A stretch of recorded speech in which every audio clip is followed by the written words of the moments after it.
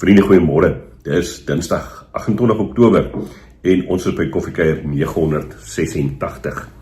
Vanoggend wil ek weer saam met jou lees van die 2 Timoteus 4, daardie gedeelte waarby ons Vrydag en ook afgelope Sondag stilgestaan het. Maar ek wil so 'n bietjie meer fokus op Paulus omstandighede as noodwendig op die opdragte wat hy vir Timoteus gee. So ek nooi jou uit om saam met my te lees 2 Timoteus 4, daar van vers 6 af. Paulus skryf en sê, wat my betref, ek word alreeds as drankoffer uitgegiet, die tyd van my dood is voor die deur, en die van julle wat Sondag ingeskakel het by ons erediens sal weet, dat ek toe ook gesê het, die Griekse woord wat die gebruik word, is eintlik dat Paulus sê, die tyd van my aanbeweeg is voor die deur. Die ouens kies om dit so te vertaal, maar dit sê iets van Paulus se, kan ek maar sê, sy mindset, nie, oor lewe en sterwe. Hy gaan in vers 7 verder, hy sê, ek het die goeie wedloop afgelê, ek het die wenstreep bereik, ek het gelowig eindtyd volgehou, en nou wag die oorwinnaarskroon vir my, die lewe by God. Op die dag dat die weerkom, sal die Here die regverdige regter dit vir my gee, en nie net vir my nie, maar ook vir almal wat met verlange uitsien na sy koms. Vriende, net so 'n oomblik eers by hierdie gedeelte. Hoor mooi iets in Paulus se gesindheid wat die oorgang tussen hierdie lewe en die ewige lewe nie sien as iets waarvoor 'n mens moet bang wees nie.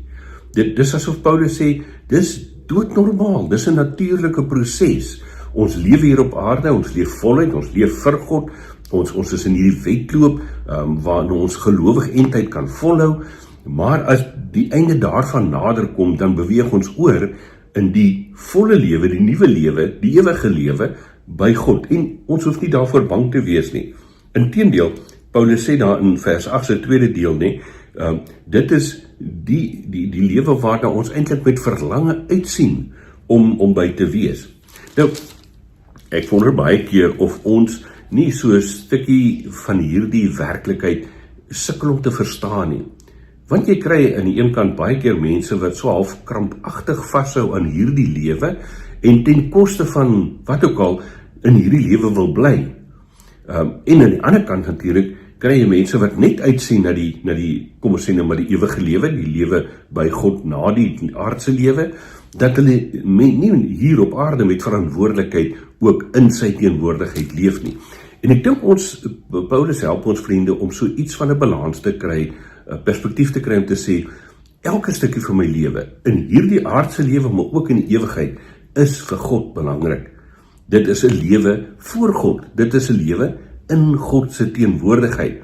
Op 'n plek skryf Paulus ons nou nie om te sê, of ek dan lewe of ek sterwe, ek behoort aan die Here. En dis eintlik die waarheid waaraan ek en jy kan vashou.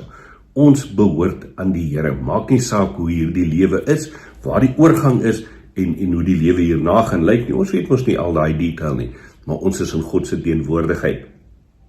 En hierdie perspektief help ons ook om so 'n bietjie anders te kyk na die lewe wat ons nou leef. Paulus sê vir ons, ons ken sy storie, hy het maar moeilike tye ook in sy lewe beleef en ervaar, hy het dit definitief aldag gemaklik gehad nie. As ons dan vers 16 weer lees, wat ons ook Sondag lees het, dan sê hy, toe ek my die eerste keer voor die hof moes verdedig, het niemand my bygestaan nie. Almal het my nie steek gelaat, die ouens het hom gedrop. En dan sê hy, maar God, die Here het my bygestaan en my krag gegee, sodat deur my die prediking tot sy volle reg kan kom. So dit gaan ook nie vir Paulus daaroor dat God net vir hom gehelp het, persoonlik nie. Hy het hom gehelp sodat hy sy roeping om die evangelie uit te dra kon uitleef. Vriende, en ek wil nou ons reis in Timoteus so op 'n manier saamvat, deur te sê dat wanneer ons hierdie brief 2 Timoteus lees, dan tel ons daarin 'n geweldige persoonlike verhouding tussen Paulus en die jong dominee Timoteus op. Paulus wat vir Timoteus wil leer oor die lewe, eintlik op sy hart druk, wat is belangrik om by stil te staan en te onthou. Maar dan die belangrike vir my, is Paulus se totale afhanklikheid, vrede, vergenoegdheid, ek weet nie eintlik watter woorde om alles te gebruik nie, maar Paulus se totale gesindheid van, ek en my hele lewe is in God se hande. Maak nie saak wat oor my lewenspad kom nie, maak nie saak wat met my gebeur nie, ek is in verhouding met God, en dis al wat saak maak. En as ons iets daarvan snap en in ons harte kan indra, dan glo ek het ons ook 'n stukkie van die waarheid van die evangelie gehoor, om te kan weet, elke tree wat ek leef hier op aarde, elke ding wat ek mee besig is, terwyl ek hier leef, maar ook die lewe hierna, is in God se hande veilig, en ek kan hom vertrou daarvoor.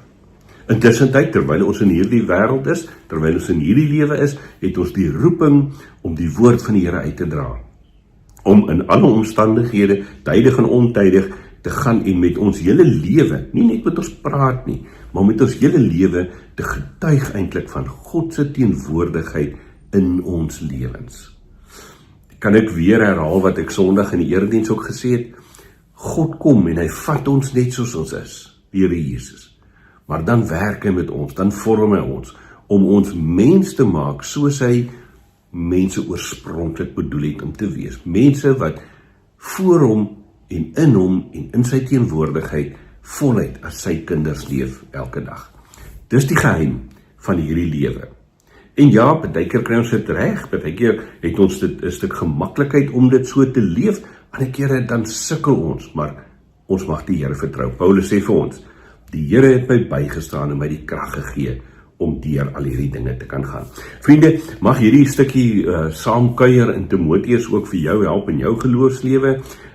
Ek is baie eerlik vanmôre, ek weet nie eers presies wat is die teksgedeelte waarby ons Sondag gaan stilstaan nie. Ons het gister by ons preekgroep eintlik na 'n klomp goed gekyk, onder andere die leesoostertekste, maar ook 'n bietjie ander tekste nagekyk, so ons gaan finaliseer eers, en dan gesels ons Vrydag in elk geval, weer vroegoggend saam. Intussen tyd, kom ons sit so dan, bid ons saam, en mag ons die week voluit leef, in God se teenwoordigheid. Here Jesus, dankie, dat ons kan weet, U is elke oomblik van ons lewe, deur die Gees in ons en by ons teenwoordig. En daarom, omdat ons weet, U is in hierdie lewe by ons, hoef ons ook nie te vrees vir die lewe wat hierna kom nie, die lewe by U nie. Geef ons, Vader, die genade en die krag, om elke dag ons getuienis so uit te leef, deur dit wat ons doen, en hoe ons praat en hoe ons dink, dat mense sal bewus word van U genade, wat ook in ons lewens oopgebreek het. Wil U vir ons seëne, wil U vir ons gebruik as instrumente in U koninkryk. Dit beteken in U naam. Amen. Geniet daai koffie van jou, geniet jou Dinsdag, ons gesels dan eerskomende Vrydag weer. Mooi loop.